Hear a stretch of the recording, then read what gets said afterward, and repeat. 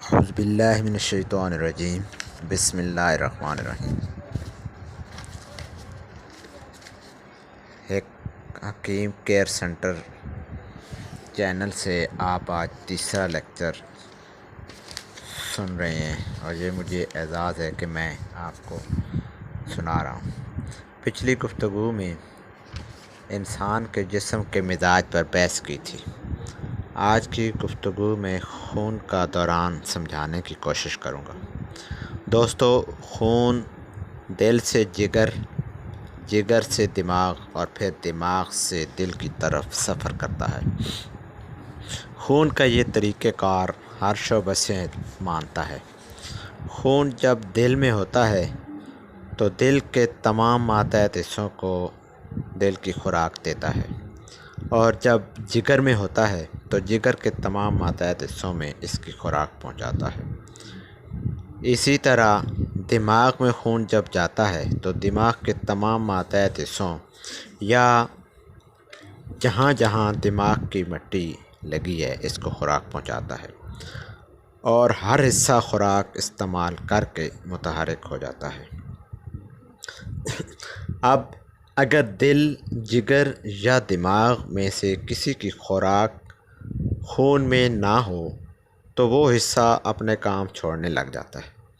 وہ حصہ جسم میں مختلف علامات پیدا کر کے انسان کو اپنے بارے میں بتانے کی کوشش کرتا ہے۔ یہ سلسلہ کچھ عرصہ چلنے کے بعد انسان شدید بیماری کی لپیٹ میں آ جاتا ہے۔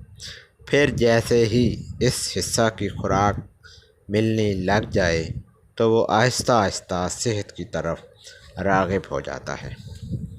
ہمارے طریقہ علاج میں جس عضو کی خوراک خون میں زیادہ ہو وہ حصہ تحریک میں کہلاتا ہے، اس سے اگلا عضو تسکین میں، اور اس سے اگلا تحلیل میں ہوتا ہے۔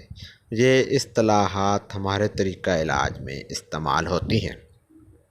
یہ جو میں نے کہا ہے کہ اگلا حصہ، اگلا حصہ، اگلا حصہ، یہ ایسے ہی ہے جو میں نے آپ کو خون کا دوران بتایا ہے۔ پہلے دل ہے، پھر دماغ، جگر ہے، پھر جگر کے بعد دماغ، اور پھر دماغ سے دل کی طرف خون آتا ہے۔ یہ سرکل چلتا رہتا ہے۔ اب اگر دل میں تحریک ہے تو جگر تسکین میں اور دماغ میں تحلیل ہوتی ہے۔ دل کی خوراک یعنی تہذابیت پر مبنی خوراک زیادہ استعمال ہو رہی ہے۔ جیسے ہی جگر کی خوراک یعنی سالٹ، نمکیات وغیرہ کا استعمال ہوگا تو جگر کی تسکین ختم ہونے کے ساتھ انسانی جسم بھی صحت کی طرف آ جائے گا۔ تحریک والے عضو میں سکیڑ آ جاتا ہے، یعنی وہ اپنی اصلی حالت سے چھوٹا ہونا شروع ہو جاتا ہے۔ اس کے ساتھ اس کے تمام خادم ماتحت بھی متاثر ہوتے ہیں۔ اس سے اگلے عضو میں تسکین ہو جاتی ہے، یعنی وہ عضو رطوبات کی وجہ سے پھول جاتا ہے اور اپنے فضلات بھی خارج نہیں کر سکتا۔ تسکین سے اگلا عضو تحلیل میں آ جاتا ہے۔ اس میں خون کا اکٹھ ہونا شروع ہو جاتا ہے اور عضو خون کی گرمی سے کھلنا شروع ہو جاتا ہے اور اس کی شکل لمبوتری ہو جاتی ہے۔ اب یہاں میں آپ کو جو چیز سمجھانا چاہتا ہوں، اگر کسی کو ڈاکٹر کہے اس کے گردے فیل ہو رہے ہیں تو اس کا مطلب گردے سکڑ گئے یا پھول گئے یا پھیل گئے۔ کوئی بھی حالت زیادہ دیر قائم رہے گی تو انسان کو بیمار اور پھر موت کے منہ میں دھکیل دے گی۔ انسان کے جسم کے تینوں عضو اور ان کے خادم میں تحریک، تسکین اور تحلیل بدلتی رہے تو صحت قابل رشک ہوتی ہے۔ اگر تحریک، تسکین، تحلیل کسی عضو میں رک جائے تو انسان بیمار ہو جاتا ہے۔